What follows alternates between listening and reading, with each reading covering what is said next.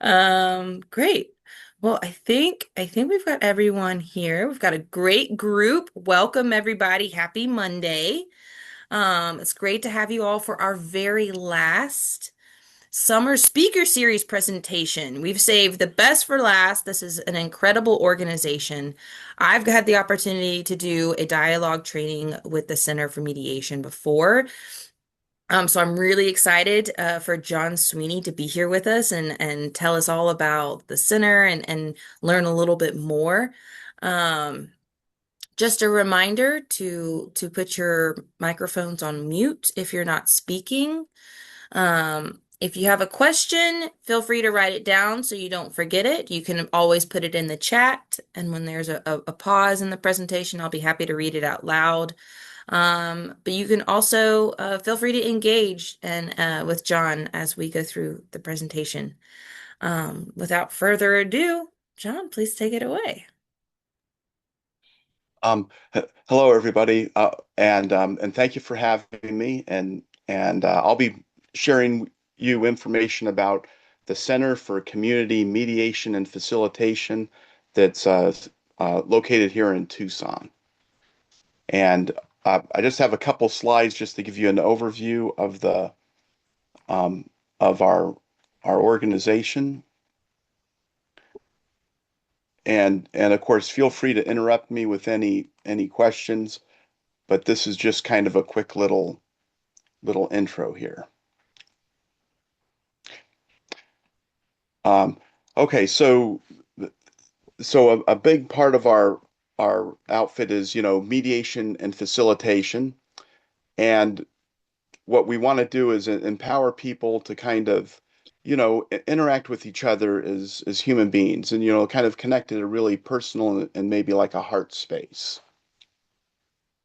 And we do this with providing folks with skills on how to navigate conflict and also help with, communication, both expressing themselves and listening.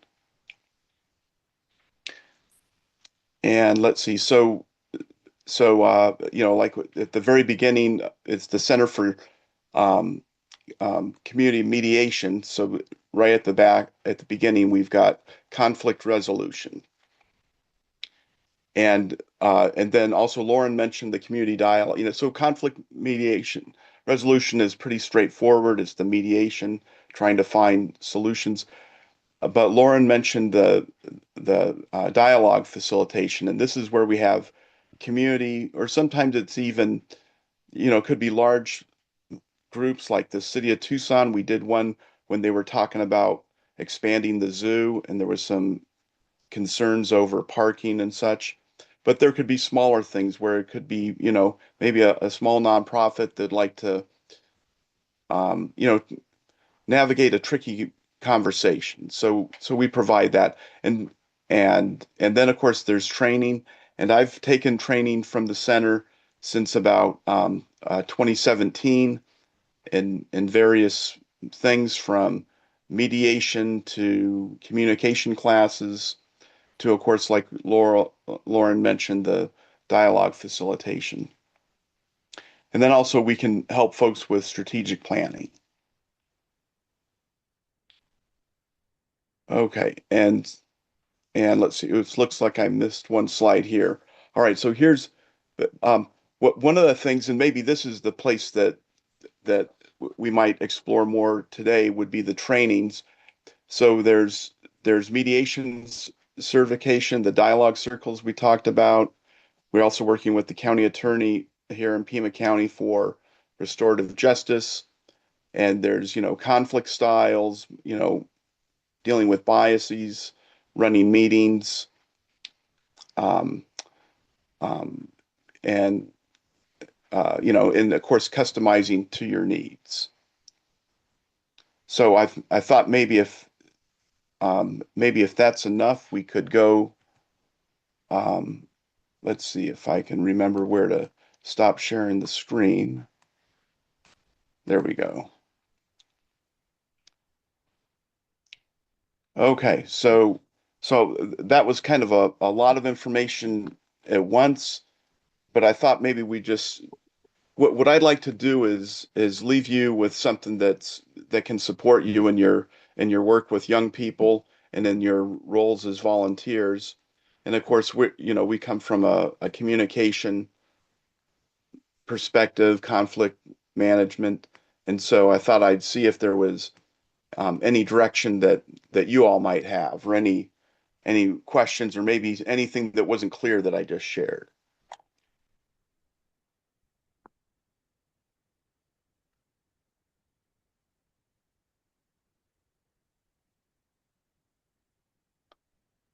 I have a question. My name is Rosemary. Are you talking in a professional sense, or do you also do it on a personal basis? Oh yeah, that's a good question. So for the mediations that I've been involved in, we've done mediations between family members like siblings or mother and son, but we've also done mediations where it's sort of like work colleagues. The situation wasn't exactly like supervisor and and supervised. It was more like they were kind of managers that were adjacent in the organization. So Thank that's you. one piece. Yeah, that's one piece of mediation. So and and we're a nonprofit, so a lot of times when we do it with other like companies and stuff, we have a recommended contribution. But when we do it for the you know like family members and stuff, we're open to donations, but we don't make it like it's a requirement to engage. Are And of you course there's local? yes, we're in Tucson. Okay, thank you. And of course, with Zoom, we do end up doing mediations where the folks aren't here in town. But usually they found it was something the one situation I can remember, I think it was a father and daughter where the daughter was local, but the father was in another state. And so we did the mediation over Zoom. Thank And you. Sounds good. yeah, yeah, and the mediations, we tend not to take mediations where it'd be like something that would really land in the legal area where, somebody's negotiating a contract or something. And what we're looking more is for things where we're looking to restore relationships and find a way forward when, folks are in conflict. And that's also a slightly different thing. The Pima County Attorney's Office has a restorative justice program where where the center has been contracted to provide the training in the conflict resolution, mediation, and also help support that. And again, that's a place where we're looking to, you know, do something restorative rather than just punitive or transactional.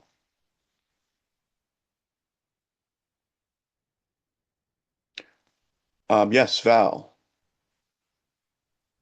So I was wondering if you have like a mother-son type of situation and the son elementary, of course, and would um, is very aggressive to the mother. Any situations like that, how would you mediate that? How could you help with that? Okay,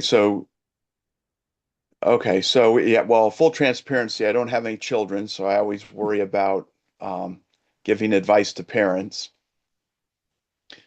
And and just so you know, my experience with the center is that I think we'd always be dealing with folks that were um, at least teenagers. So I don't know if that would go there.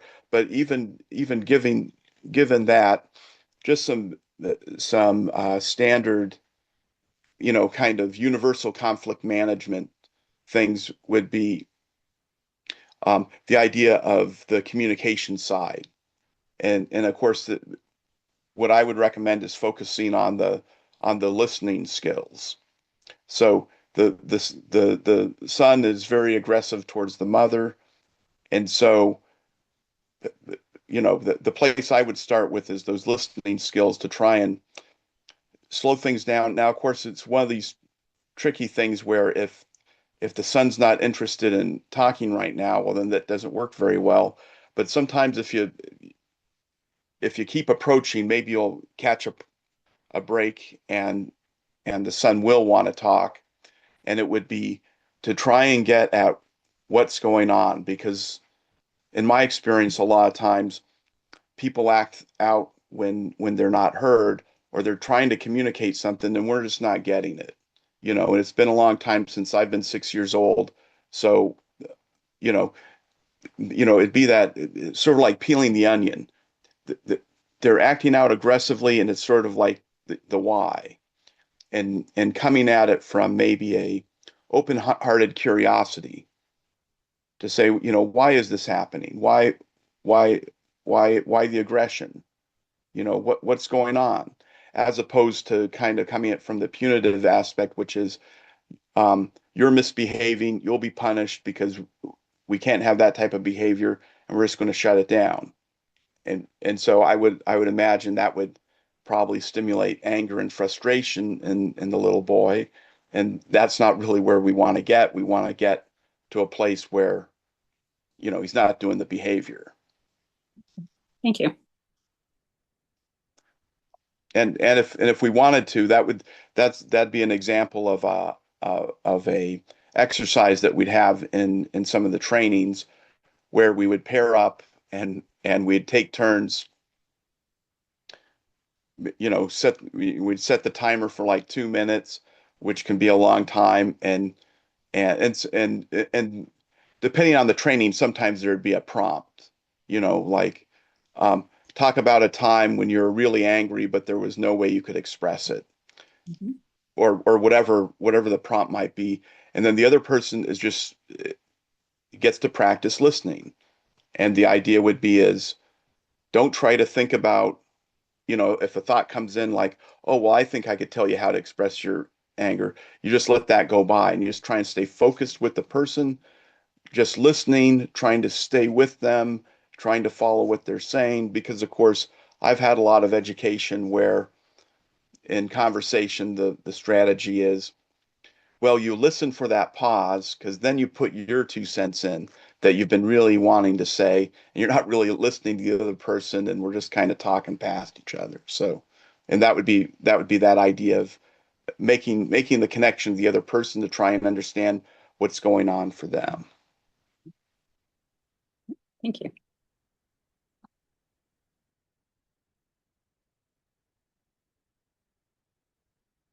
I'm wondering if any folks, well, I heard the challenge of the 6-year-old being aggressive with the mother. Do other people run into challenges in the volunteer work, dealing with folks, or?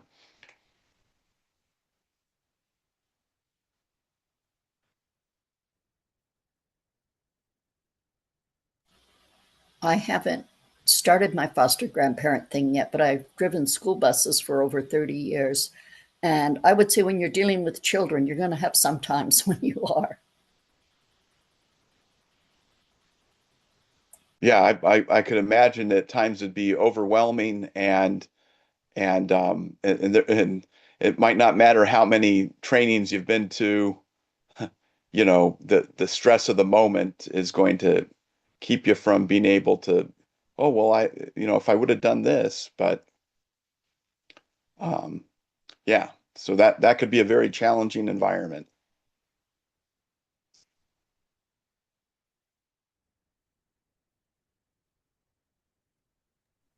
In the chat, Sarah says, The I only think challenge there's at least one every year. the only challenge I have experienced that I'm remembering right now is, or I should say, our students that emotionally or psychologically, well, the only word I can think of is impaired. Um, so I would imagine that your experiences also would cover that. Right, yeah. So if you have somebody who has difficulty expressing themselves or expresses themselves maybe in a way we might label violent or maybe incomprehensible, you know, that can be really um, really challenging. And I'm seeing um, Bernice had okay, okay, the strategy you spoke of worked to get to lessen the anger, right? So sometimes if somebody gets heard, that can really lower their, you know, I don't know, their anger or their anxiety, because a lot of times, it's a rare thing to really get heard by somebody. Normally that tends to happen with dear friends, where maybe we have a history with them and a lot of connection. But circling back with folks that might have challenges expressing themselves or doing it in a way that is really difficult, you, you know, the idea of being there, being present, trying to focus with them, that could still be something to try, but it could be extra challenging. So that's Yeah, in the chat, just to jump in here, Bernice shared that she had a student last year or last school year who had this, and she had the strategy that you spoke of worked. I'm sorry, the strategy you spoke of worked to get him to lessen the anger. So I guess a strategy you mentioned earlier. And then Sarah shared, but in the schools, there's a consultant for those children that are experiencing those kind of behavioral consequences. yeah, I think it'd be important to use any resources that the school has, because the folks will have extra training in it, and I'm sure you all will have your hands full with everybody else.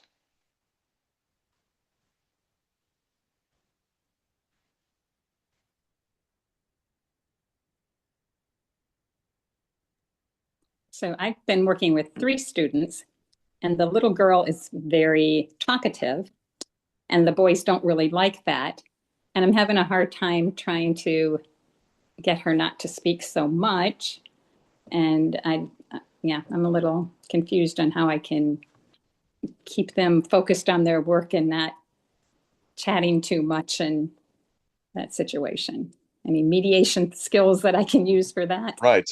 So let me see if I'm following you right. You have it's two boys and a girl, Mhm. and the girl speaks more than the boys would like, but Correct. also sounds like it distracts the whole group from the task at hand. That's correct. Yes. Okay.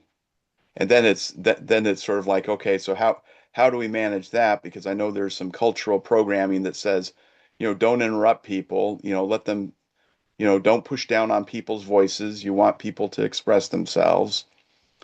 But then we also have, well, we'd like to get the tasks done so that the students learn and that they build skills. And but yeah, so a thing that would come up for me would be, like if my interaction um, with the girl might be to interrupt her with the intention of connection. Because if somebody's going real fast and talking about a bunch of things and they keep going to different topics and stuff, it's hard to follow that. In fact, I'm reflecting on my interaction here, and I'm using more words in a row than I would like because it's easy to get lost with all the words.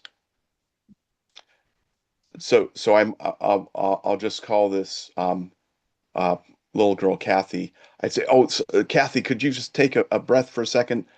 I'm trying to keep up with you, but I kind of lost the thread. Could you take a moment and share with me what you want to say and just do it in one sentence Oh, so I can understand where you're coming from? okay. And then that gives her the invitation to stop, collect her thoughts, and then say it. And then I would want to reflect back to say, okay, it sounds like you're really excited about seeing the new cartoon tomorrow. Did I follow you? And then because in my experience, people who do a lot of talking is because they like to get heard. Correct. But Yeah, I can tell but that. the sad part of that is the more talking you do, the less people can hear you. We will eventually tend to tune you out and just go, uh-huh, Mhm. uh-huh, and just hope you talk yourself out. Okay. Thank you. And I guess if we had the three children together, we could do a dialogue circle where it'd be a structured thing where we pass a talking piece. So we have a rule, only one person talking at a time, and we might have some prompts about, you know, if this would be real structured. One of the prompts we would meet with Val and say, Val, what should the prompts be? And one of them might be, how can we more efficiently do our tasks at school? Or um, um, another question might be, so these would be open questions so that for creativity. Another question might be, um, how can we better communicate with each other when we're sharing, you know, and then give everybody a chance and it kind of, so that would be another tool.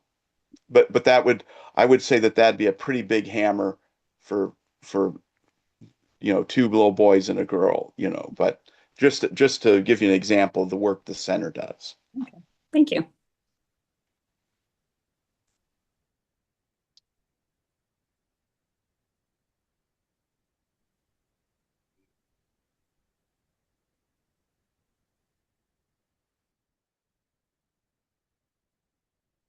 I'm wondering if anybody would like a taste of any of the trainings we offer.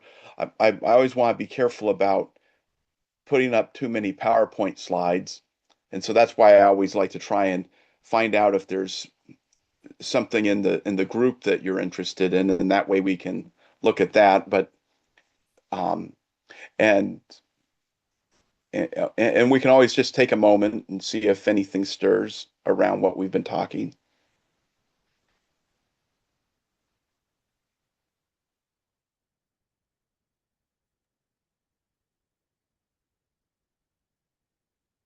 Your comments are excellent, and children are so smart. I was working with first graders last year, and I had one little girl, and what she would do to get out of doing work or listening to instructions would be to cry. So I really had to think about how I was going to handle that. We eventually learned to work with each other, but we kept using those tactics. So Rosemary, it sounds like that was a success, but it took a while to get there. It took a while. Just all kinds of thoughts that went through my mind, like, wow, why is she doing that? Is she paying attention? Just, a lot of thinking.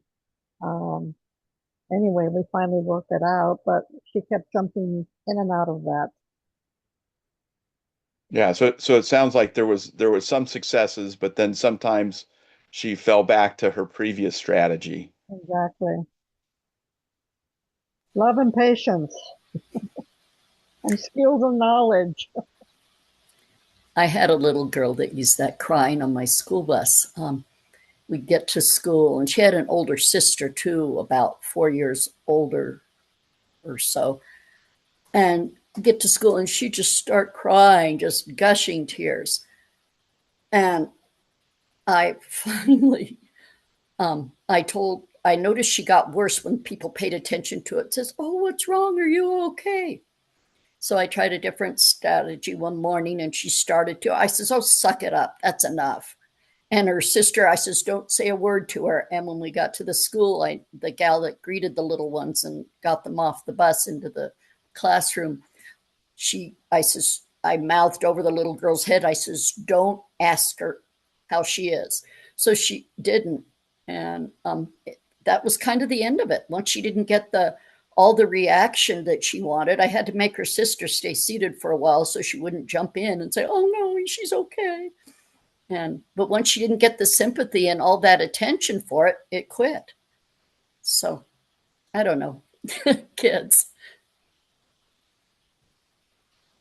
Yeah, it was helpful that you had the insight from one of the family members that and then it sounds like when she didn't get that reinforcement, get what she would, she abandoned the strategy, which is That's yeah, kind and of it what happened. we were hoping for. Yeah, it happened just like in one day too. That was Yeah. it. I might have had to remind her, hey, enough. And, I mean, it seemed harsh. I felt mean, but actually it was what she needed, I guess. it was it was hard for me because she was so little. She was like a kindergartner.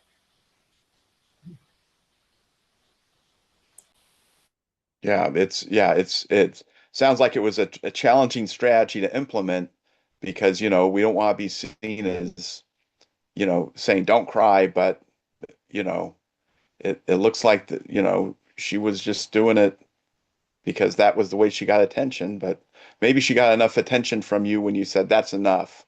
And then she's like, "Oh, okay, I've been seen and I don't need to cry anymore."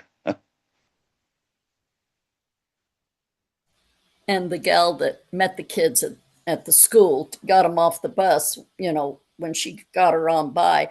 And I told her, because she stays till all the kids got off the bus, and I told her the situation. She understood. So, little girl, she'd say, and she'd just say the same thing: knock it off, time to go to school, you're going to be happy. And that was it. And that reinforcement really helped. Yeah. Yeah, having everybody on the same page. Okay. May I? I had a similar situation.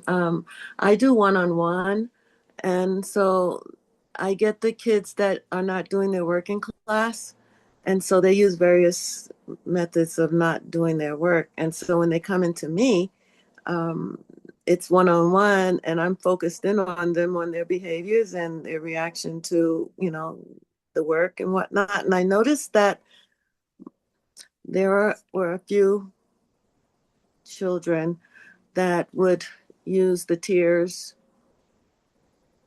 And I noticed that I think it was coming from anger and lack of control because I now had the control of the situation. And so they um, internalized it and did not want to lash out. But one time I fell for it and I said, "What's going on? I missed my mommy, I missed my dad, or I missed my sister, or I missed," and I said, "What does that have to do with what we're doing here today? I miss my family too, but where's your family? Are they at school or are they at work? They're doing their job. And so I'm here. I miss, my folks also, but I'm here doing my job. And apparently they sent you to school to do your job. And so that's what I'm here to help you to do." And it seemed like the tears just disappeared because, like the previous speaker said, they didn't get the reaction that they wanted. And I knew that now, well, I got to buckle down, or well, got to get this work done. Yeah, it sounds like another success story, and who knows, maybe the child, when it was like, I heard you say this is your job, and you're sharing with them where all their loved ones were. They're all doing their job. It's your turn to do your job. And that might have, maybe there was control now for them. Oh, I'm a big person. I'm doing my job. And, or the fact that you spent some time to listen to them and engage in their topic of missing their parents and such. But it sure did work. So that's a big celebration there.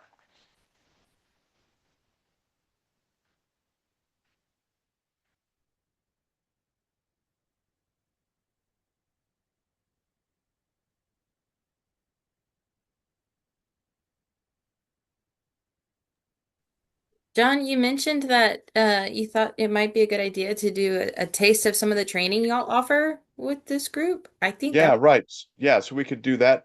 You know, I'm always hesitant to get out the PowerPoint slides.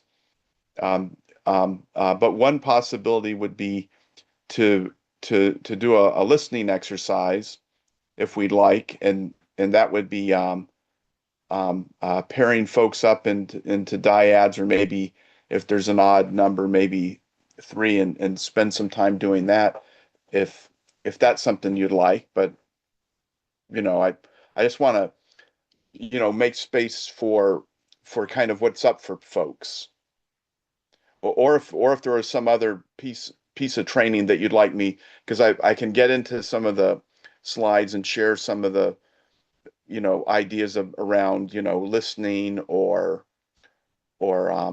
one of the trainings we have is a training called Style Matters, and it's about finding out your own style for dealing with conflict, and also figuring out what other people's styles are, because sometimes when the two styles don't match, it can be really challenging. But if you know what styles are going on, so that's but I also want to make sure there's plenty of space for folks to share what's coming up for them.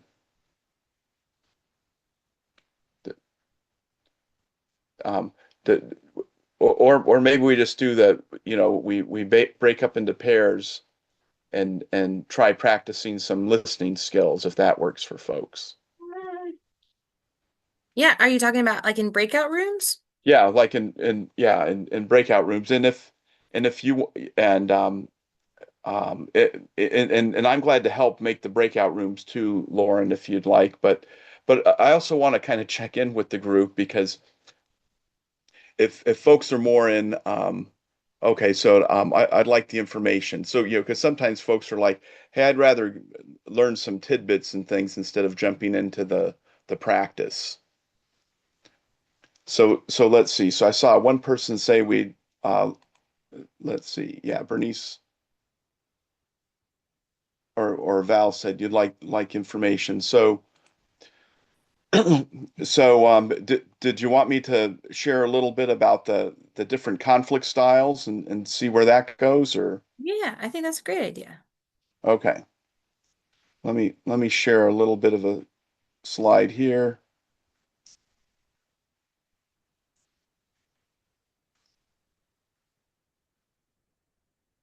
There we go. So I'm just going to try and see if I can um, okay. So we can see this little sheet here that says 5 styles responding to conflict. And feel free to jump in with any questions. So on are you able to see my cursor? Okay, so you see we have this one axis here that says low focus on the relationship and high focus on the relationship.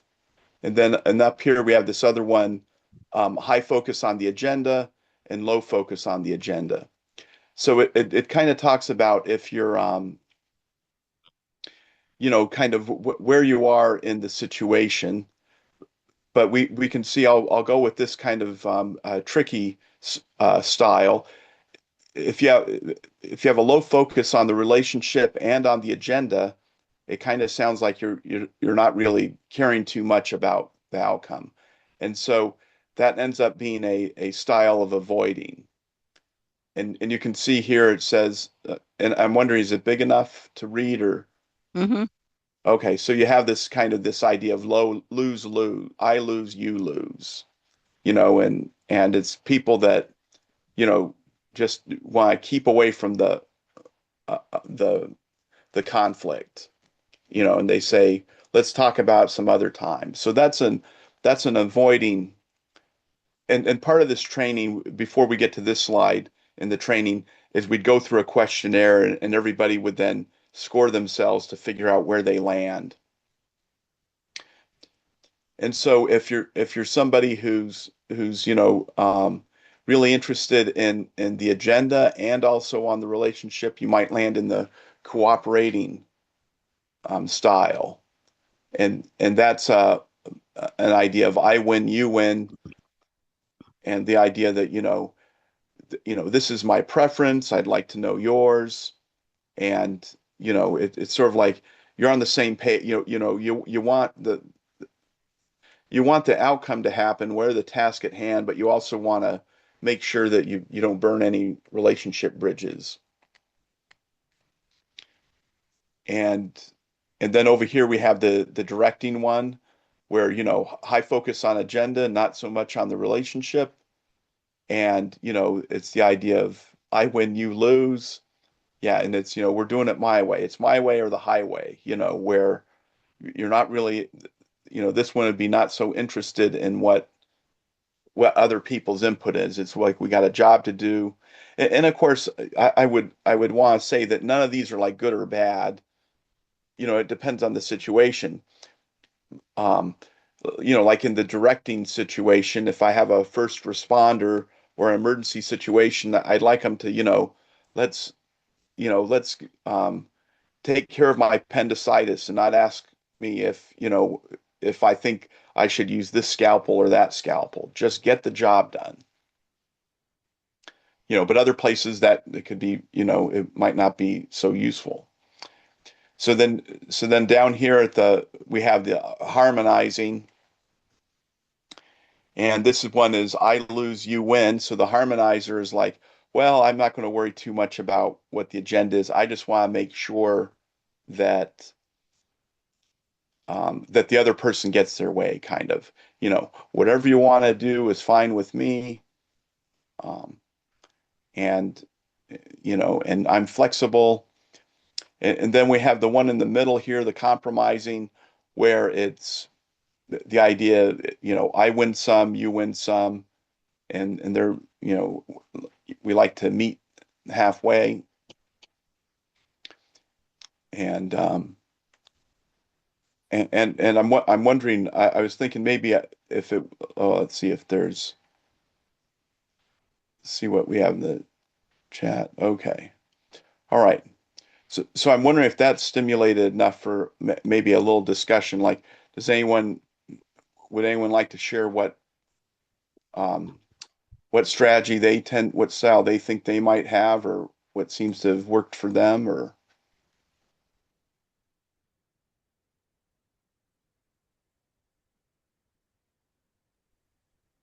In the chat, Val says that she would like to be more directing with the kids, but she ends up being more harmonizing. Right, yeah. So there's a big challenge there because um, you know, you've got the agenda, right? We've got the tasks at hand, and so we'd like to make sure those get done. So it's and I'll share that harmonizing tends to be my go-to strategy. It's sort of like it's the way to keep the peace, right? If there's four people and there's three slices of pie, well, that's okay. I don't need a slice of pie. Then there's no conflict because, but when you want to get things done, and it can be a pretty big challenge there. John, I could think you talk? Sorry, go ahead, Deb. Sorry. I was going to say, I think when I'm working with students, I would say, compromising and directing, because I like your point how you listen. I do listen because usually they don't want to be doing the work. So I listen, what's the deal? What's going on? But we do need to get this done. How can we do this together? Usually they have a defeatist attitude. They don't think they can do it. It's too hard or whatever. So that's where that compromise, hey, we're going to get through this. I'm here to help you. This isn't going to just be all on your own. So I think compromising and directing both when you're working with students, because obviously you got to get the job done, and they need to know that's why you're there. But compromise too. Could you talk more about the agenda? Anita was asking what what is the agenda at the top for high focus on the agenda? Can you Right. just define that a little Yeah. bit? So the idea of the agenda is kind of the task at hand. What are we wanting to do? And so one example might be is, well, we have our math worksheet to get done, and we need to get it done during this class time, and so that's the agenda. It's the task at hand. At what it's kind of what needs to happen. Or like in business, it could mean making the sales quota, or keeping our numbers high, making sure that we're dealing with enough customers quickly enough, or um, and the idea of the agenda is to balance that against the relationship. And so the relationship would be your connection, your human connection with the other people involved in whatever this endeavor is. And I'm wondering if that makes enough sense, or if I could be more clear. Okay, so see, yeah, so I think I saw a head nod. So um, yeah, so it's sort of the idea of getting the job done. Like an example I used for the directing is, if you have a medical emergency, my preference is going to be that the people in charge take a directing, where they're going to get the job done, because it's could be a matter of life and death. So let's just get it done, and and um, and worry about the relationship later. And I can see harmonizing working real well if the agenda is really low stakes. Like, it doesn't really matter if like, let's say it was a extra credit assignment and this student's already an A student, so it's not really critical that they get it done. So if they didn't do it, it's okay, and we could spend more attention on the relationship side of the equation.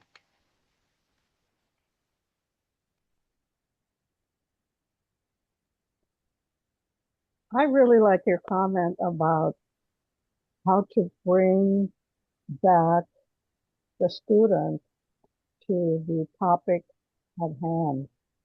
Well, that's very good. Okay, but we have to get this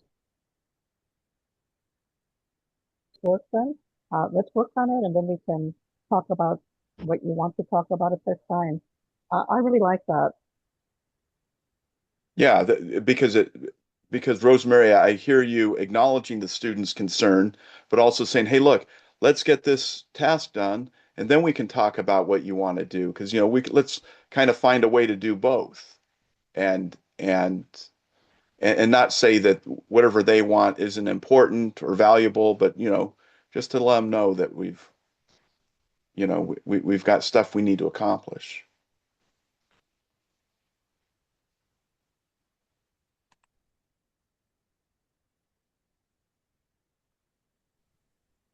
When I did a similar conflict training, something that we talked about was how cooperating is, the most ideal, right? Because both sides win. But one of like the downsides is that it takes the most energy and the most patience and the most attention on both sides to get to that win-win solution. And I was wondering if you could talk a little bit more about that. Right. And I'd say that's going to be one of those resources that's really tricky, is the time. Well, I'd say time and willingness, because, if you're willing to compromise, but they're not, they're maybe they're up in this directing thing to try and get them to the compromise, that could be challenging. And the time might be, oh, I'll just share it says my internet is unstable, so let me know if I cut out. But the idea to take the time to hear the person, to find out, you know, because like Lauren mentioned, that for compromise, it's going to take more time, because you have to figure out what the other person's willing to do, what they're hoping for, and then take the time to maybe brainstorm some strategies that would work for both of you. So, but yeah, the challenge is going to be the resources, and especially time, because we'll find ourselves in a lot of situations where the directing strategy is all that's available, you know. we're told we've got to do that, and there's not a lot of wiggle room. Yeah, so and I'd say the compromising might be a good place to kind of say let's try and get there, but I also say it'd be situationally dependent. Sometimes sometimes other ways to go might be a lot uh, you know more skillful. Like if we move into the cooperating, where we really need to build a relationship with this individual, so we want to make sure we take the time to find something that's not like we cut the apple in half and we each get half an apple when we both wanted a one, to try and find a way where we can come up with some way to get we each get an apple.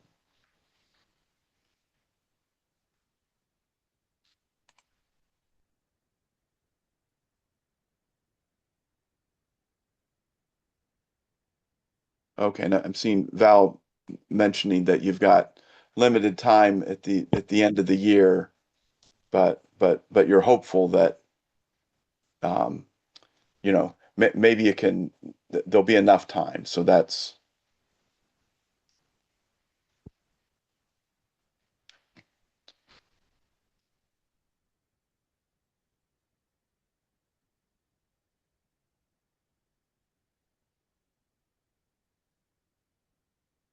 and so just so you know that this would be when we do this training, we have a lot of hands-on exercises where we invite the participants to we group ourselves in the we score ourselves, and then um, we take turns kind of evaluating what are the advantages and disadvantages of all the different quadrants, and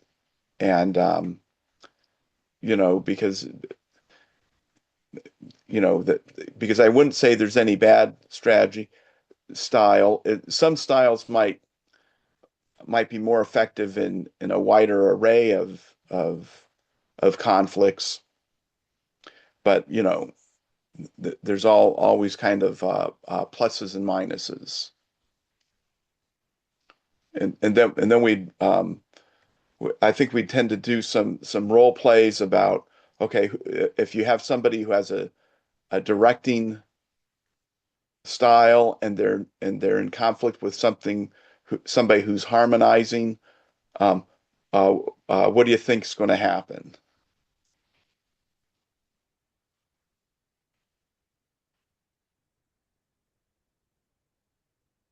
And anybody want to guess what would happen when you have a conflict between directing and harmonizing? The The harmonizer. person, the Go ahead. person directing would get their way. Right. Right, because the harmonizer is going to roll right over. So so the so the invitation from this class would be is, if you're a director, if you're in the directing quadrant, be mindful of that, so that when you're working with other quadrants, you can think, okay, well, I'm really going to be married to what the outcome is. Um, but the drawback is maybe the harmonizer has a really good idea that actually solves the problem better than your solution, but you might not get to hear about it because you're going to steamroller right over them. Um, wouldn't I think you said this a minute ago that certain styles might be better to certain situations? I was thinking of the directing um, might be more useful, say, for a first responder when they Right. have time is the essence. They have to do this or that to keep the person alive or rescue them or whatever. And that might be a better style in that kind of situation. Yeah, and the stakes are so high, Yeah, and it's and time. and the It's time, there's key. so little time, right? Right. So that was the only one I thought of. Yeah. It's sort of like the idea, if there's a small child running after a ball into the street and here comes the semi truck, you just pick them up and pull them out. You don't stop to say, hey, I would would you want to compromise and play on the sidewalk, not in the middle of the street, because you don't have the time to, the truck's coming. Yeah. Okay. Could you give examples of situations that each style might be good in? Sure, sure. And I'm wondering before I give my 2 cents, I'm wondering if anyone can think of situations where one of these, because maybe some of these speak to you and you can think of ones. Okay. I would like to cooperating. I took a communication course and also helping to be more assertive rather than aggressive. And one of the key points that I learned from those two trainings is that um, we must listen. And the only way to listen is to not talk and not think about what you're going to say. And so you're actually focusing on what the other person is trying to tell you.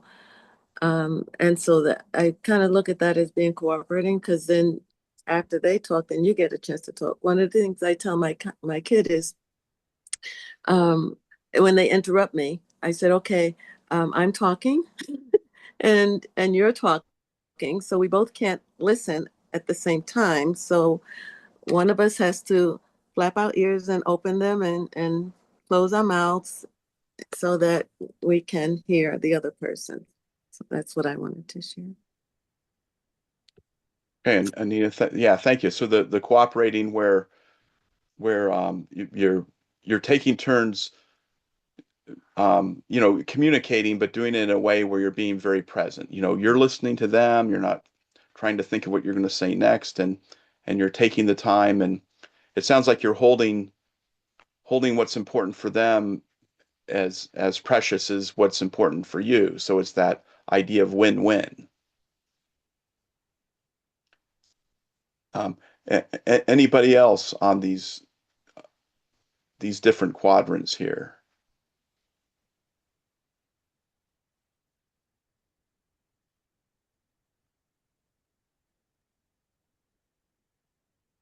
I guess I'll share quickly in the cooperating quadrant. I'd say that would be a really powerful strategy if you're in a um, kind of a close-knit situation.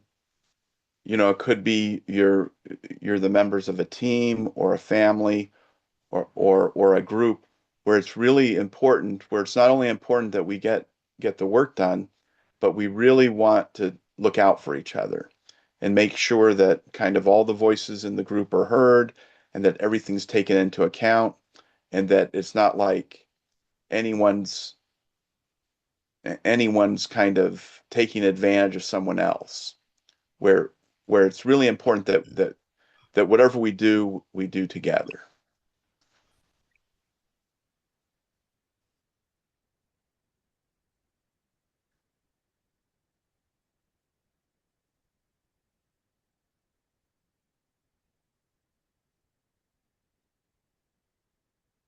Anybody else want to share a situation where they think one of these styles would be a lot more skillful than others due to the situation?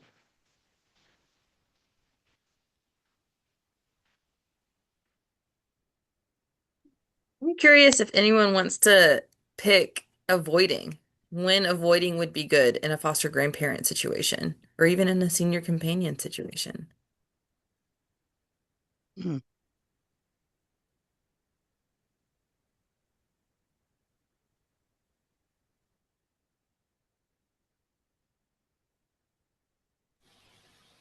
Maybe if someone wanted to just fight and argue, not over anything really specific, that's just kind of their general attitude. I don't know.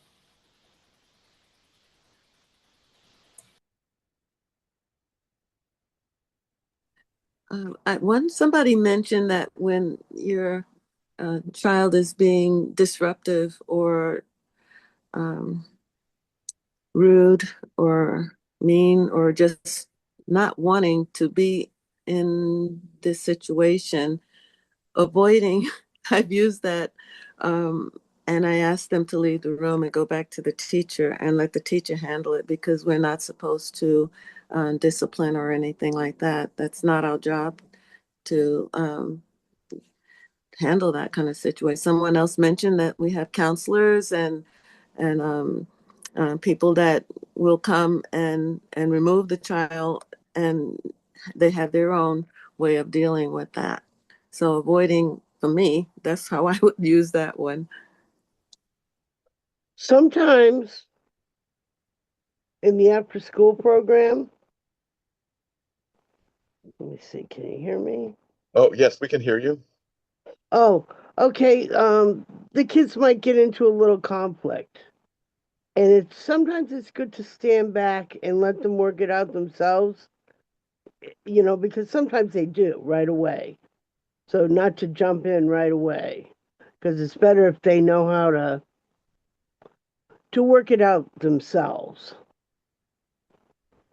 I've seen that happen, to stand back a little bit and see how it goes before to jump right in and solve the problem. So it sounds like sometimes that's kind of avoiding, but it's kind of cautious avoiding because it sounds like you're standing back, observing, giving them Yeah, a chance to fix it themselves, and yeah, maybe also watching which way they're going to fix it because they might choose a strategy that might be not something that we want to see happen. But sometimes they come up with good ideas, so you yeah, just stand back. yeah. More often than not, they Yeah. straighten it out themselves.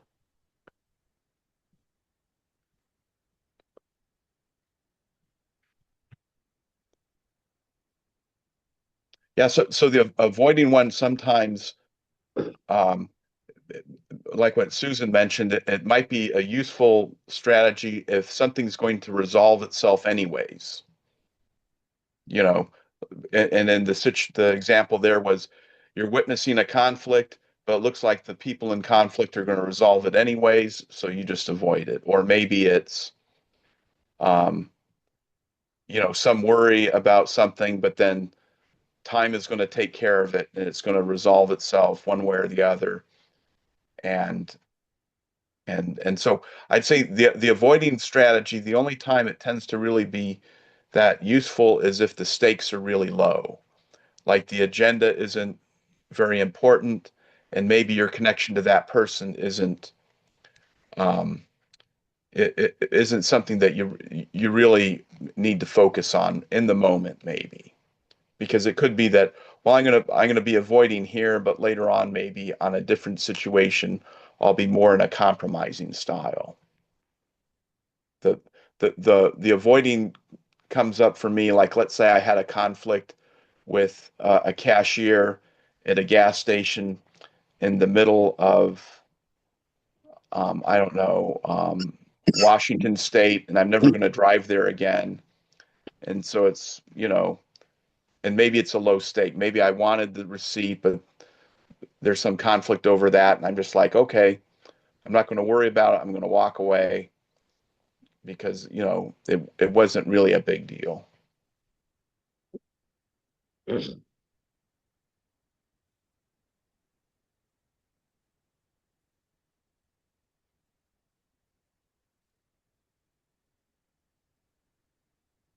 And let's see.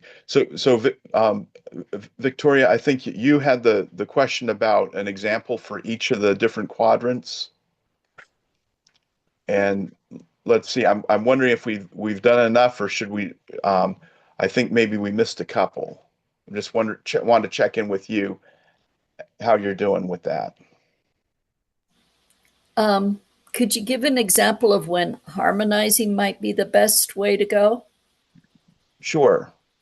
Um, and I'd say harmonizing would be maybe a really skillful situation where the agenda isn't really that critical. Like, what we're doing, we're not trying to save a life. We're not trying to, land the airplane. The task that we're doing isn't a high stakes one. And maybe even it's okay if we don't do it. And um, but what's really important to us is the relationship. So we really want, we're in a place where we really want to build connection with this person. We want to reinforce the connection. We want to make sure that their needs and feelings are being taken into consideration. And we don't have a real, we don't have a strong pull to the outcome of the task at hand. And so an example might be where to go to lunch with a friend. So it might be that I really longing to spend some time with this friend, and I'm not really attached to where we're going to go eat. I know this friend real well. I'm pretty confident they're not going to pick some place I'm not going to want to eat. So I just say, why don't so the agenda is where are we going to eat? And and so I let them choose where we're going to eat because I really want to stay connected with this person. And what's really important to me is just spending time with them, and I'm not really that interested in it. Doesn't really matter too much. And I'm wondering if that made any sense there, Victoria. Man, I had a situation. I had kids last year that were I felt like they were choosing not to do the work, and the teacher would make allowances for them not to do the work. She said, well, if they do five, great. If they just do three, great. And so and she would have several items of work that the child had not done. And so what I would do, we get as many of the things done. And when they reach the quota that the teachers said, the low end of the quota, I would ask them, would you like to try some of those other items that, we didn't get done? And it seemed like most times out of not, they would choose to do those extra things. We may not have gotten everything done, but the fact that they chose the extra items, the bonus questions or the bonus words, I lost on getting all of the work done, but they won. Actually, their esteem was way up because I was bragging on them. Wow, you did that. That's great. Wonderful. And I tell the teacher, well, she did those extra questions. Really, she did. And so then the child is beaming. I didn't win on all of the work, but we both did. She won mostly because she got all this praise from both of us. And I think like harmonizing and cooperating, but mostly harmonizing. I chose to pull back, but kind of give them a nudge towards getting something done that they didn't plan on doing. So I don't know. Yeah, yeah, it does sound like a mix of styles, and it sounds like it was real powerful for the child because it sounds like their need for choice might have been something that was up, and that it was like instead of telling them they have to do this, it's like, would you like to do this? And like, okay, and then and like you said, self-esteem was they were beaming, because and maybe they didn't get them all, but they chose to do more work than the absolute minimum. So sounds like a celebration all the way around.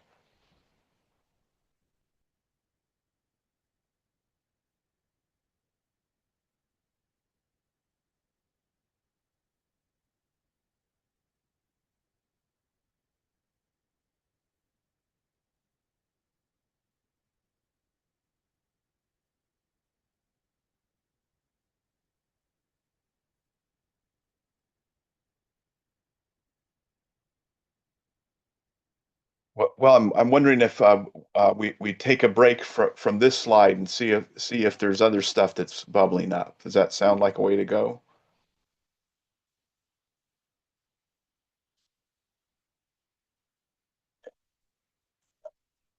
Anything come up for anyone from that little discussion about the different styles of how people deal with conflict?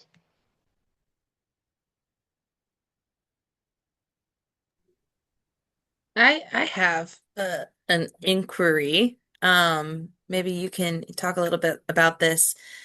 Not necessarily in a school setting, but when talking with, other adults about politics nowadays. Um, I know our program relies on federal grant funding, so we kind of have our own opinions about some of the policies being passed down from the current administration. And, at the same time, we're all volunteers who serve everyone in our community. And so we have to be mindful when we do talk about politics. And I was wondering, can you maybe share some good strategies when we're talking to someone who very clearly does not see eye to eye with us politically? Um, yeah, or just when you have a difference in opinion when it comes to Right, like politics or like, topics that we're passionate about.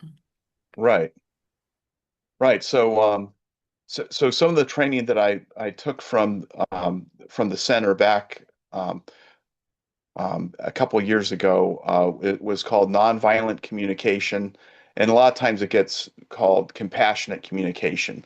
And it's the idea of how can we talk to each other kind of from a heart-centered space.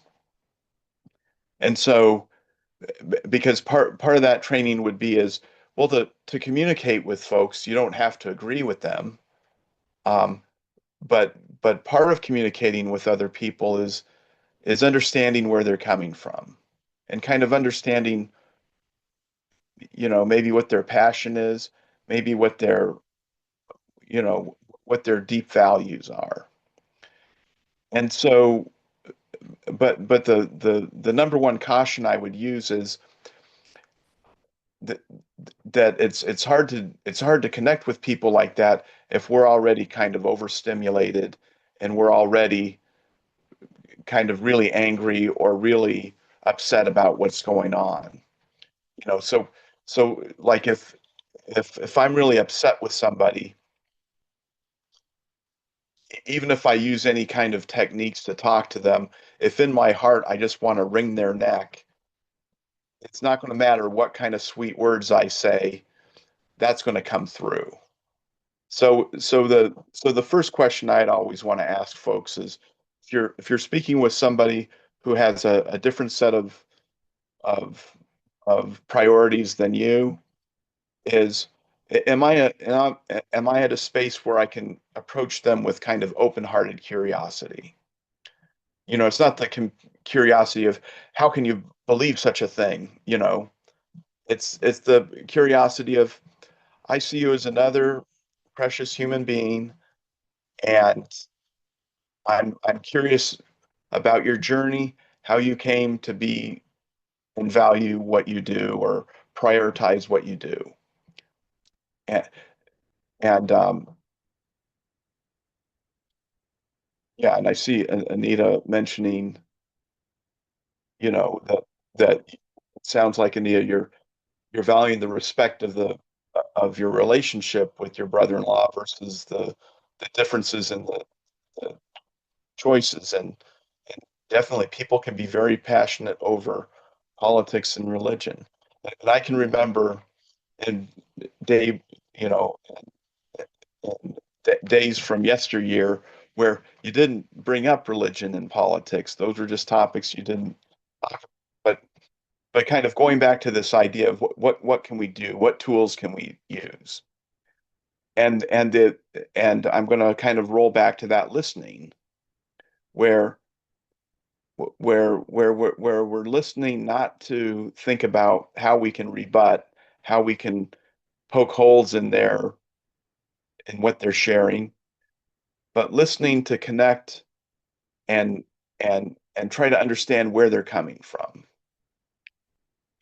But like I said, that my caution is that if if if you're kind of, if your blood boils every time you hear them talk about their passions, I I would recommend, I would say that this idea of compassionate communication, you can build your skills up to a level where you can, and um, you know, but it's something where you'd want to have a support team. Like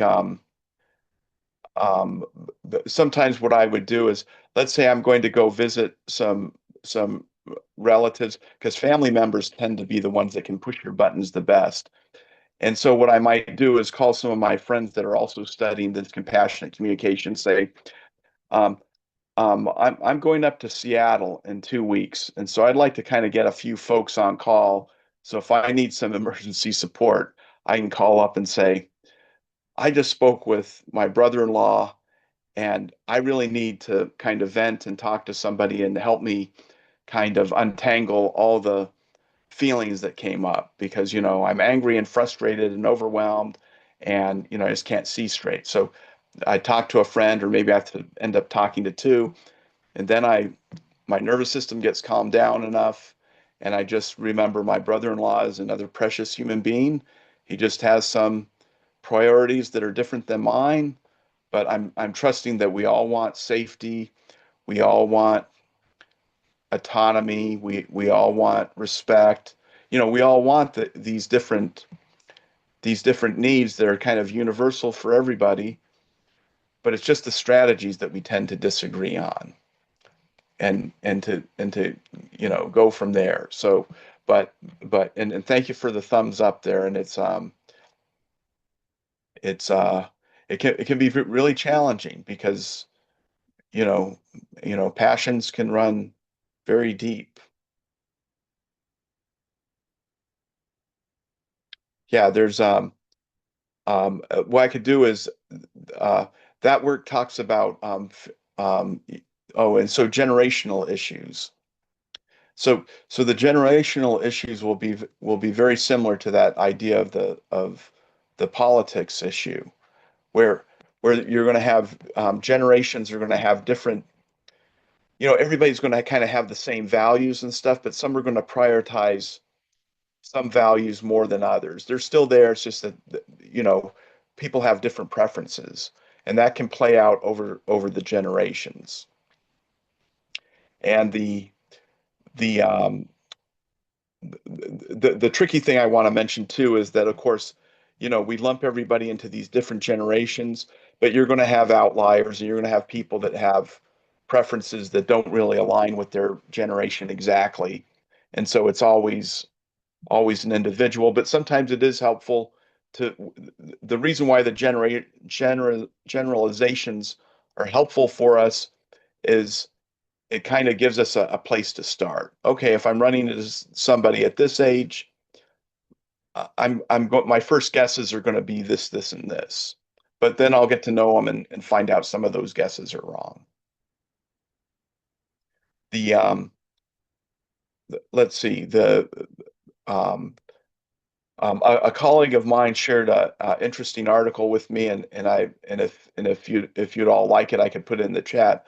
But it did break down. You've got the boomers, the Gen X, the millennials, the Generation Z, and it kind of talked about some of the different preferences that the different generations wanted.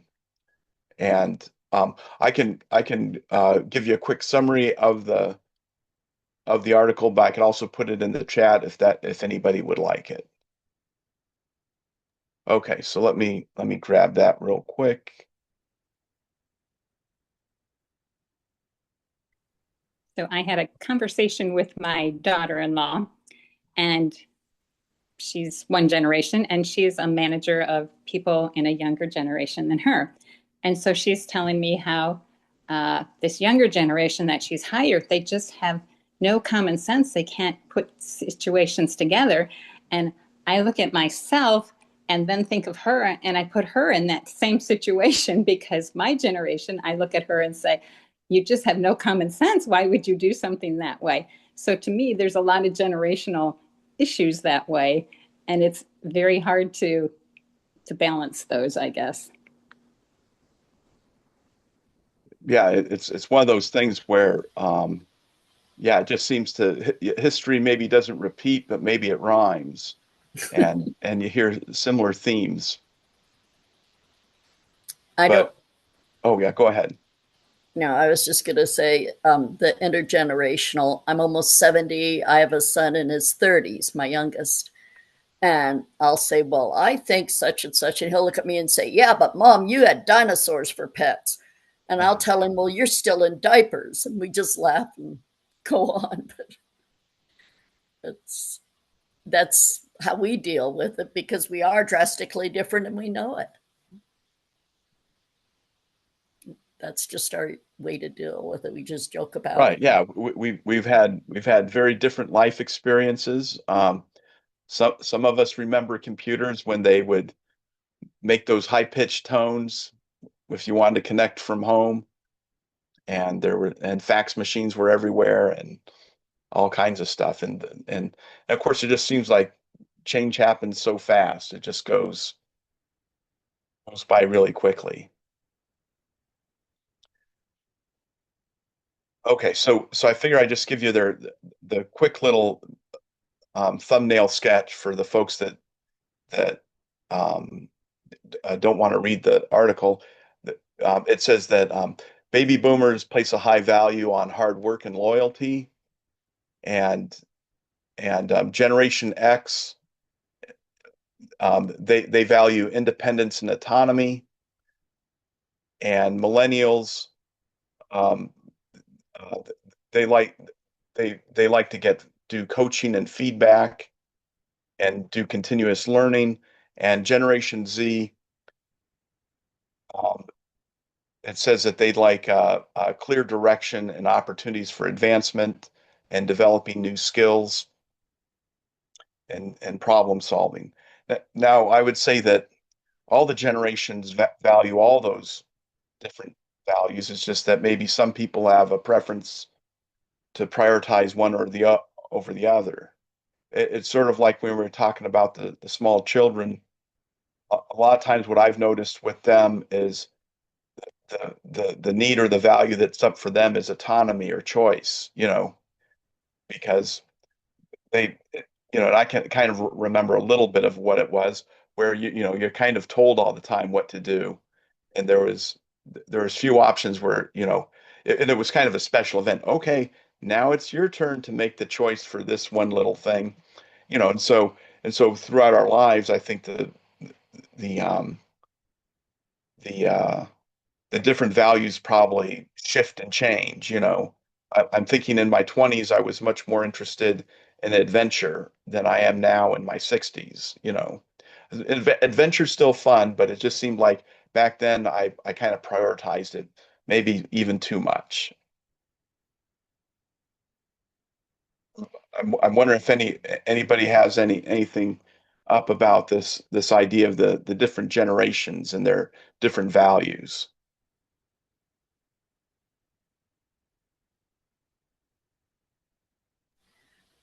Could you give approximation of the years that these fall into? I get them all mixed. Sure, sure. The age ranges go. The baby boomers are born between 1964, I mean 1946 and 1964. So those will be people um, over 60, I guess. Mhm. That Generation X was born between 1965 and 1980. Then the millennials are the ones that are kind of growing up during the turn of the century. So they were born between 1981 and 1986. I'm sorry, which one was that one? That was the millennials. Sometimes they're called Generation Y. And then the last one is Generation Z, born between 1997 and 2012. And I'll go ahead and put those few bullet points into the Okay. chat real quick, just for fun Okay. there. Thank you.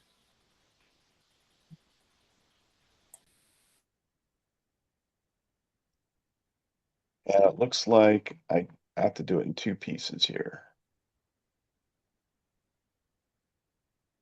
See if I can get it here. Try it again.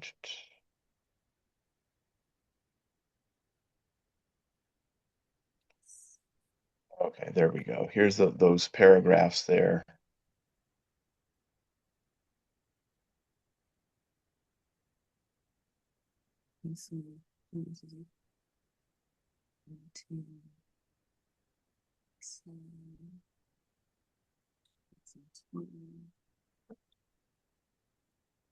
Wow, I never would have thought about the influence going from black and white TV to color TV and what that would have on a generation. That's crazy to me. Yeah, it was a different time because I have those memories where it was like, you know, and then of course I remember having more than one TV in the house, and the good TV was the big color one, and then the little kids had to watch shows on the black and white because the parents, had priority and they needed to watch the news on color.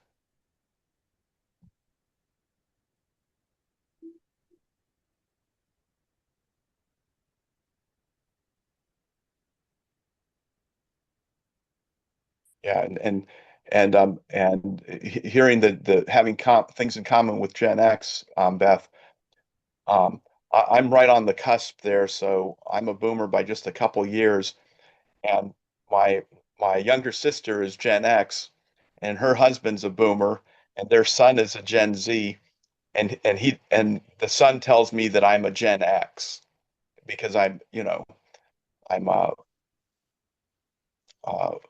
you know, closer to Gen X, and his mother's Gen X too. But um, Yeah. and Deb asks about party lines. I remember party lines where you'd pick up the phone and somebody be talking on it. Then then and then you get told by your parents you're not supposed to listen to what they're saying. You hang up and and wait a while, and then and don't be on the phone too long because we're sharing this line with another family. I'm sorry, I missed. Could you put what was more important to the baby boomers, their value, or when you gave those? I Oh, okay, missed yeah. it. Let me put that in the chat there. Here's the Thank you. this will be the different values. Let's see. The values that the different generations go for.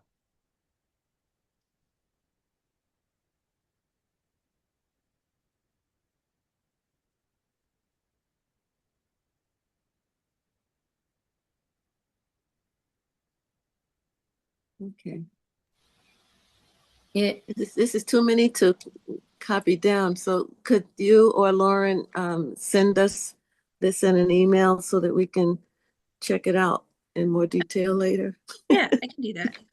Thank you. Yeah, and I think Lauren can send you the whole article Okay. because then the next piece is actually the question that was raised is, what are the tips Yeah. for dealing? Yeah, I was scolded once for using the word blocking in regards to emailing. My sister said, well, he's, generation whatever, whatever, and they don't read emails, they don't answer phone calls because I called them on the phone, and she scolded me harshly because I'm a baby boomer, and so this is how I connect. And so I believe she was right. He never responded to my email. He never responded to my phone calls. So I'm left out in Dubai, whatever. My friends know not to call me unless they've texted first, unless somebody's dying. Mm-hmm. Yeah. I'm a boomer too, Gen X. I just yeah, it's interesting because in Mm-hmm. different parts of country where we grew up, it's like, I was born in 59. I've never encountered a party line in my life, phone line. And yet I know other people in different parts of the country had. I experienced it when I would visit my grandpa. They had the phone Yeah. on the wall. They had to get the operator to make a call for you. I remember that. Mm-hmm. I grew up Hey, in Doc. the suburbs of DC, so it was a little bit different than the countryside. Mm-hmm. I lived in New York. I just visited him in the summer. So this was like respite time for me and interesting, dealing with the different ways that people, deal with life. But I enjoyed it immensely because it was really relaxing and refreshing. I was born in 1943 and I don't see my year there. Now I'm getting worried.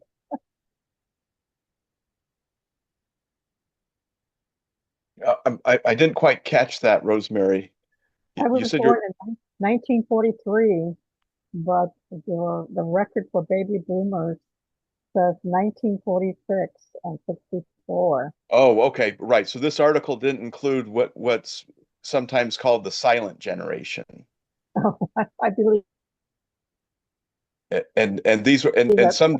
and some demographers call them the lucky few because these are the folks that were kind of born during the war years and it was kind of a smaller generation.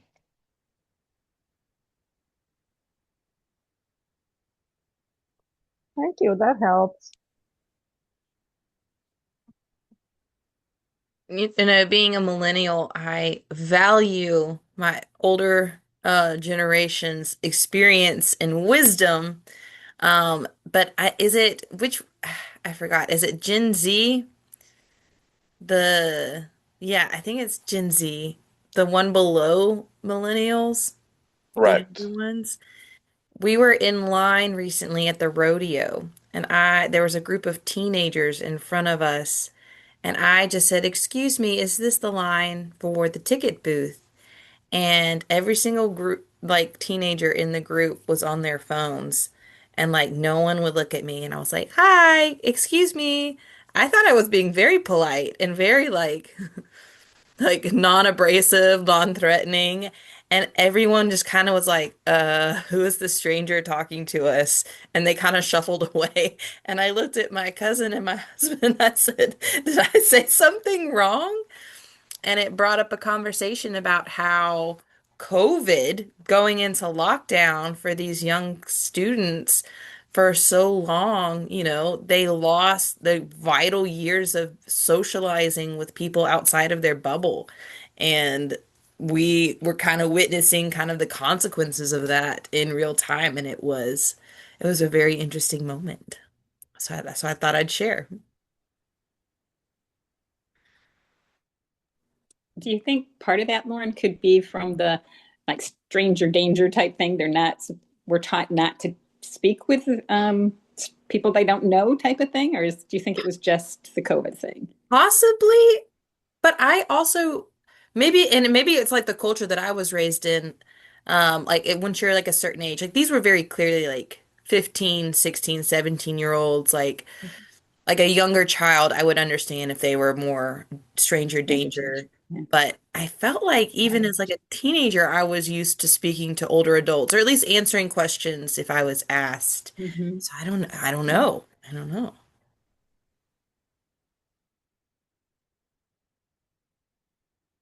I think you have a point there, Laura. Maybe we should call this a COVID generation. What do you think, John? Yeah, well, that could be a name that sticks because for a while it was the millennials were called Gen Y just because it went, there was baby boomers and they didn't know what to call the next one, so they called them X, and they called the next one Y and the next one Z. So might get a nickname about growing up in COVID. Well, I'm interested. For some of our volunteers who've been volunteering at schools for a long time, have you seen a difference in the children coming up? And is it maybe it might not be COVID anymore, but is it maybe the influence of technology?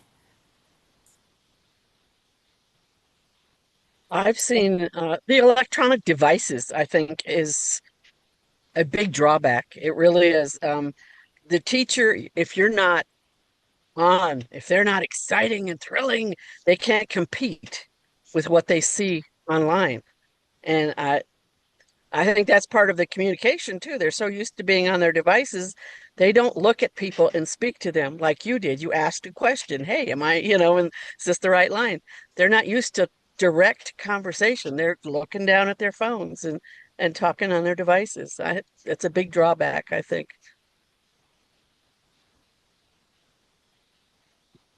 I wish I could get myself out of thinking how rude it is for them to be constantly on their devices. And I'm not talking about the younger elementary school children. I'm talking about the young adults.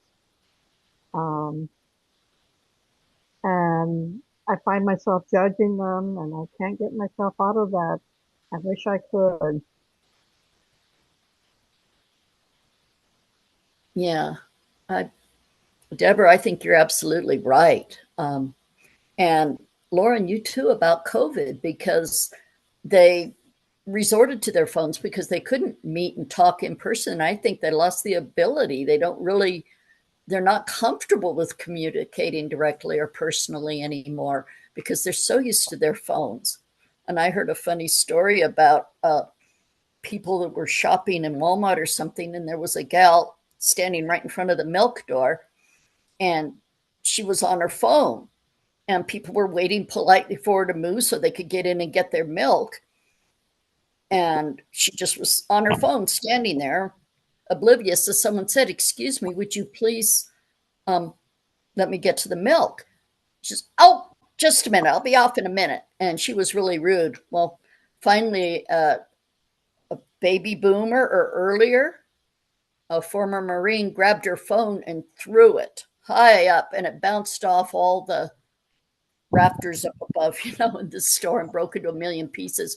And she yelled, "Did you see that, everybody? Did you see what he did?" And everybody just kind of looked away. And the young kid working there that was stocking looked away because there was a whole crowd of people trying to get to the milk but didn't want to literally shove her. And the old guy broke the tension. Everybody got the milk and just ignored her and walked Recently, away. recently I went to Walgreens and the cashier was probably, I would say, college age. I'm bored. This is not a class anymore. This is, oh, how did I get up? And so anyway, I was up and he wasn't making any sense in his body language. And I looked up at him and I saw the little thing that or the earphones, and I acted before I opened my mouth. I said, "Excuse me, are you listening to music while you're cashiering?"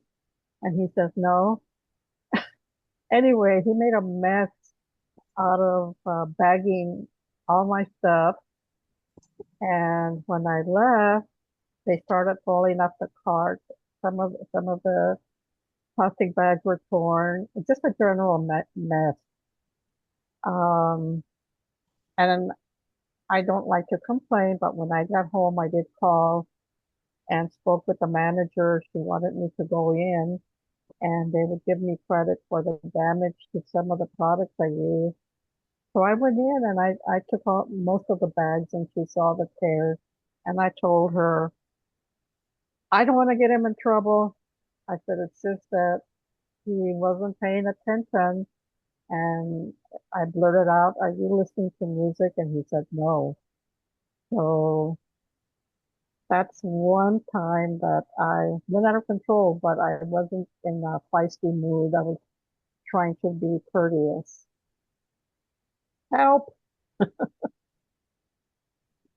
And so I just wanted to share a reverse of this story a little bit.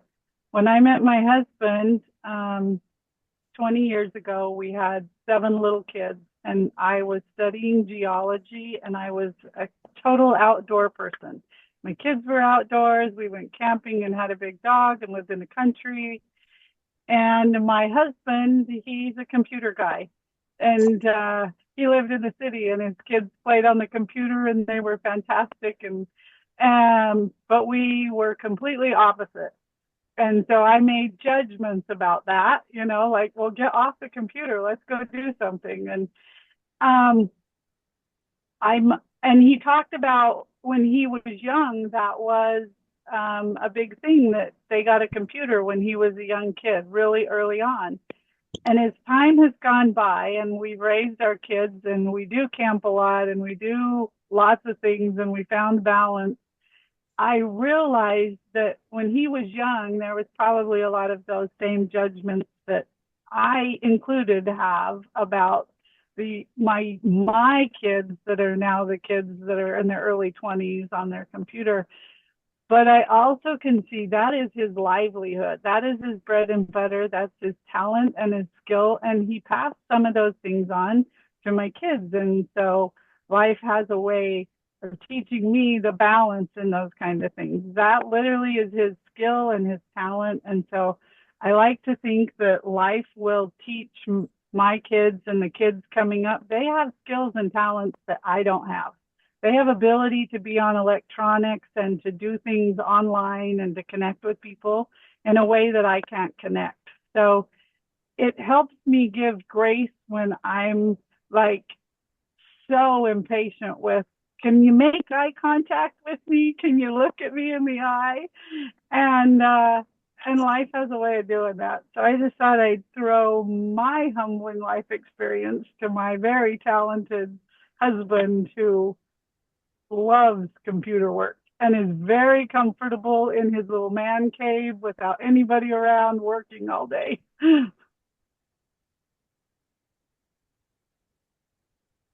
John, I need to take your training on how not to be so judgmental with situations like this. Well, well, we've got, I can leave contact information, and of course, you can reach out to me, um, for different opportunities. But yeah, kind of the discussion reminds me of hearing my parents worry about using the television as a babysitter and how dangerous that was, and so yeah, but yeah, like you said, yeah, we want to give folks grace because, like Vicky says, some of this seems to work out, and and of course everything's changing so fast, so it's hard to tell where any of this is going to land. Yeah, Vicky, thank you so much. I get humbled on a regular basis. Rosemary. I think I know so much, and life has a way of teaching me I've got a ways to go. I still need help. Thank you, John, very much. It was very informative.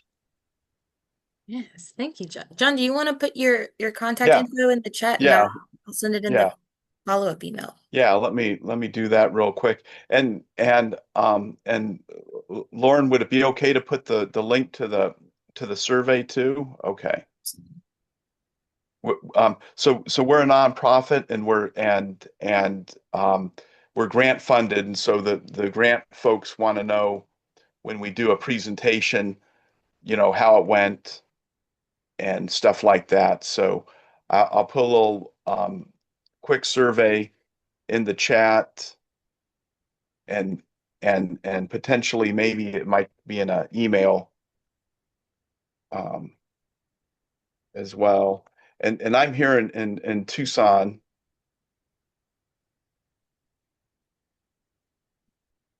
but of course I'm a phone call or a Zoom call away as well.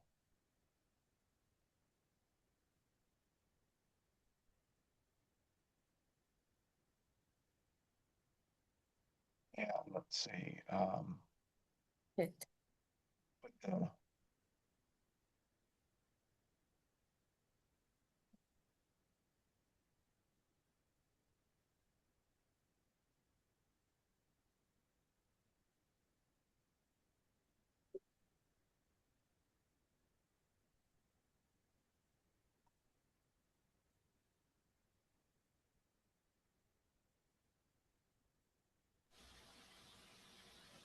It wasn't up long enough to get any of it, to get all of it.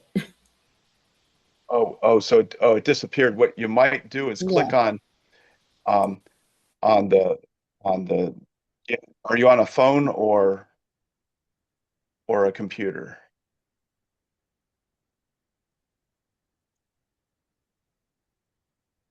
Um, which because you can check the chat by there's icons at the bottom of the Zoom screen.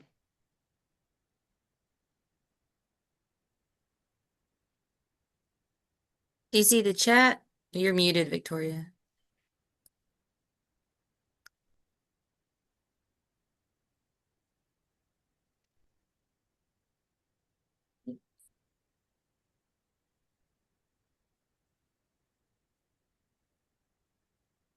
I will send out all the links. Oh, there we go. Perfect. All the links that the form and the article that John shared with us. I will also send you his contact information if you have questions, you want to learn more about mediation, how you can either get involved or use their services. There are a wonderful, wonderful nonprofit here in Tucson. So I'm so glad, John, you got to join us today. So Yeah, well, thank you. And I thought I'd also put out there that on the second Monday of the month, I do a drop-in tech support where you can bring your phone, your tablet, your computer, and this is at the Church of the Painted Hills. It's on the west side of Tucson, so it's about 2, 3 miles west of the interstate. Um, but my phone numbers will be in the email or the chat, so you can always check in with me if that's something that might be helpful as well. That was a previous career of mine back a decade or two before the pandemic. Fantastic, fantastic. Well, everybody put a little reaction, click a reaction down there at the bottom of your screen. Show some love to John. How do you click reaction? So, so at the bottom middle of your screen, you should see a heart icon that says react. If you click on that, it'll be a few different emotions or fun little emojis you can post. You can also put it in the chat. Excellent. Love that. Fantastic. Okay, thank you so much. Well, all right, let's go ahead and move on to our introductions and takeaways. This was such a great, informative session, John. Thank you so much again. I'll start us off. My name is Lauren Delishaw. I'm from Pima County and I represent Pinal County as well. And one of my takeaways was, you know, I really liked talking about the conflict resolution. I really appreciated revisiting the concepts of the different styles and remembering that it's all kind of focused on how much attention you want to pay towards the agenda versus valuing the relationship and kind of finding the balance of what your priorities are around those two factors that will pretty much depend on what strategy you choose in conflict solution. So I really liked that part. So thank you. Vicki Nelson, do you want to go next? Sure, thank you. This was fantastic. Thanks, John. I'm Vicki Nelson. I'm the program coordinator in Mojave and La Paz County for all three AmeriCorps programs. And the conversation here at the end was kind of fun and interesting. Things that I hadn't thought about, when Lauren talked about color TV versus not, those are things that I just never even thought about. And how that influences our thoughts and decisions and reactions. What's appropriate and not in one generation is probably different in another generation. And I think about things like how we're raised, but I never really thought about generational differences in conflict resolution. So thank you so much. That's a good thing. And I look forward to looking over your information, John. Yeah, I'll let you go back, Lauren. Okay. Victoria Souza, why don't you go next?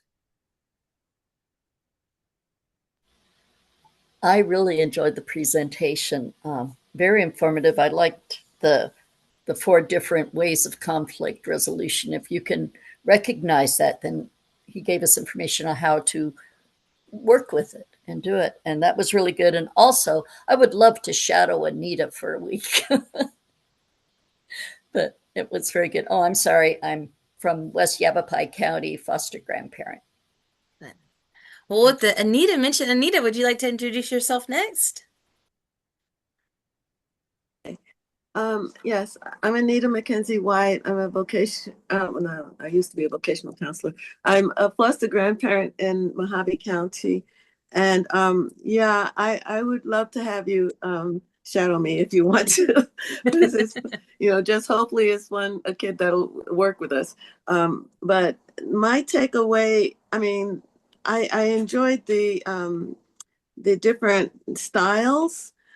and listening to people talking about their own particular where they land in the different generations, and somebody mentioning seeing only black and white TV and only color TV. I was right there in the middle. We put a sheet over the TV, a color sheet, red, blue, green, and put it in front of the screen. And voila, we had color TV. Little did we know that was like, it's funny. But yeah, I remember all of those different things. And I'm dealing with, the youngsters now. This information about the generations is very helpful, and not take it personally, just go with the flow. Thank you. All right, let's go to Bernice. Would you like to introduce yourself next? Can you hear me? Yes. Oh, finally. Anyway, my takeaway is not realizing the difference between the different harmonizing, cooperating, etc. And I find that very interesting. I've taken a lot away from this discussion, so thank you. Absolutely. All right, let's go to, is that Miss Marshall? Yes, I think you're muted. Do you know how to unmute? You gotta learn to do what you're asked.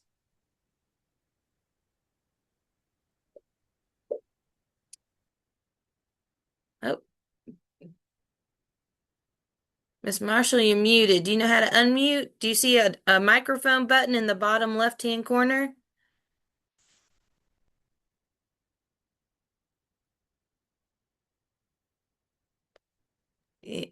Oh, we can't hear you. Oh, here we go.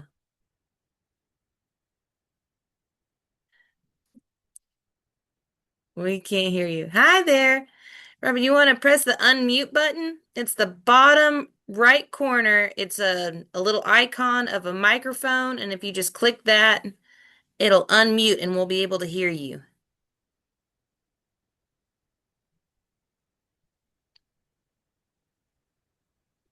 And Lauren, I think as host, you might be able to click on the three dots and ask an unmute, and then a big box shows up in the middle of the screen for unmuting. Oh, there you go. Do y'all see that window where it says, nope. Nope, that's okay. Well, we're glad to have y'all either way. Thank you for being here. All right, Miss Rosemary, would you like to go next? Sure.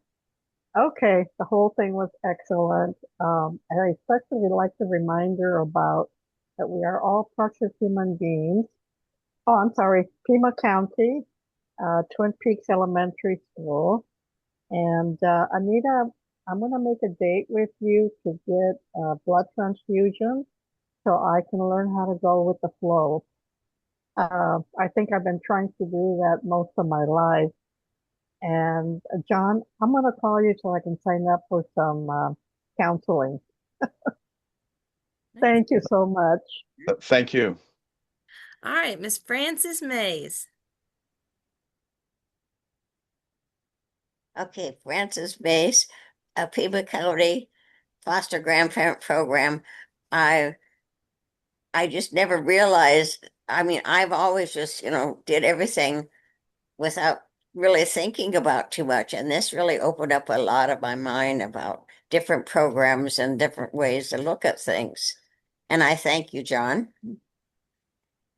Thank you. Sarah, would you like to go next? Good morning. I am a Hobby County foster grandparent here in Golden Valley. And I agree with Lauren and Vicki Nelson on the takeaway. I didn't realize the generation gap. I didn't realize the different names for the different generations. I knew about the X, but I didn't know about the Z and the intergeneration. So that was very interesting. And I've copied that so I can show my grandkids and my daughter of all the different generation gapping and what it means. And I loved the the square thing that he put up there about being oh I just lost my train of thought. Um, on the avoiding and that kind of thing. That was very interesting to know and where we can put ourselves into those different categories. So it was a very, very good presentation. I loved it. Thank you. Absolutely. Thank you. All right, let's go to is that Debbie Clark. Yep. West Yavapai County, Debbie Clark, yes. Coyote Springs Elementary School. And conflict resolution, oh, go playground duty. Oh, you'll see it. It was good to hear some different perspectives on how to handle things. It was a good presentation, and I knew about the different generations. So Excellent. Thank you for sharing. All right, next let's go to Anne. Hi, I'm from Maricopa County Foster Grandparent Program, and I've seen different things like the conflict resolution. I realized with the kindergartners I'm with, I'm usually mostly directing them with a lot of what's that one? Letting them do their thing and then going back to to get them back on track. With kindergartens, you have to do that a lot. So, and also avoiding. I have two granddaughters. The oldest one is 7, and the other one is just a year and a half younger than her. And so they get into scraps, and I've just learned just to watch them, and eventually they figure it out themselves what they want to do. Very nice. Very nice. Thank you for sharing. Miss Susan, would you like to go next? Yeah, sorry, I missed most of it. I found the link earlier and then I couldn't find it. And then I found it. Um, yeah, I thought it was very interesting. I'm in La Paz County, foster grandparent. I work in the after school program. And I used to do social work for years and I ran into a lot of this stuff. It just helps to remind you to meet people where they're at and to size up situations. Um, just figure out how best to handle it. So thank you very much. It was very good. Excellent. Thank you. Val, would you like to go next? Sure. I also enjoyed the conflict resolution area and then the information that he gave me to help with the little girl situation who speaks quite frequently during our conversations. So if I can get her to pick one thing and just kind of say it, and then we can go on, I think that's going to be helpful if I have the same students or if I have another student with that type of situation. So I appreciate all the help with it. Thank you. Excellent. Thanks, Val. All right. Beth, would you like to introduce yourself? Sure. I'm Beth Banks. I'm in Pima County, foster grandparent. I really appreciated the styles of the conflict resolution, and I also really appreciated all of you who gave examples with the kids, because I'm a new foster grandparent and I haven't started in the schools yet, and I'm both excited and a little bit nervous about the challenges I'll be encountering. So that was helpful to kind of hear it in practical terms. Excellent. Thank you, Beth. Okay. Pam Smith. Hello, I am Pam Smith, and I'm in Mojave County in Kingman and senior companion. This was a very good presentation, a lot of very good information.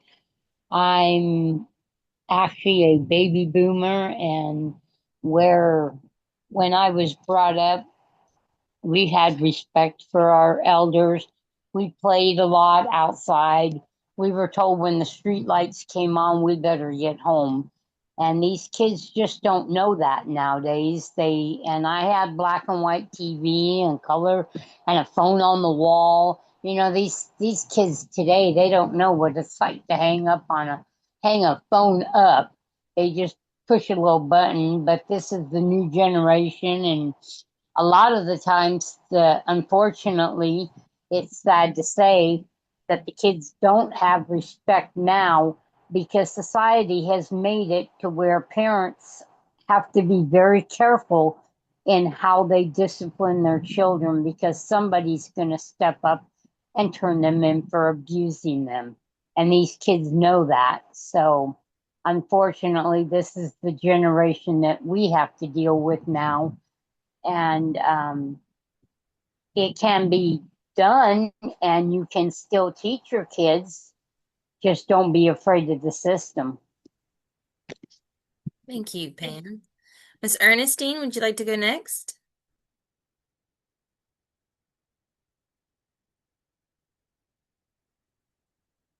Oh, you're muted if you're trying to talk.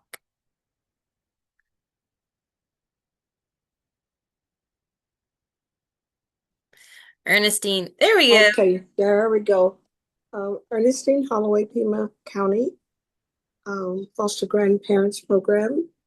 And I thank John very much for some wonderful reminders. I was born in the 1940 era, and a lot of that I experienced, a lot of that I remember. And I didn't have a particular name to identify the different groups because you automatically recognize each one. But anyway, I thank John for the wonderful reminders, and I will continue to be aware and do what I can. Thank you. And you too, Lauren. Thanks, Ernestine. All right, Samuel.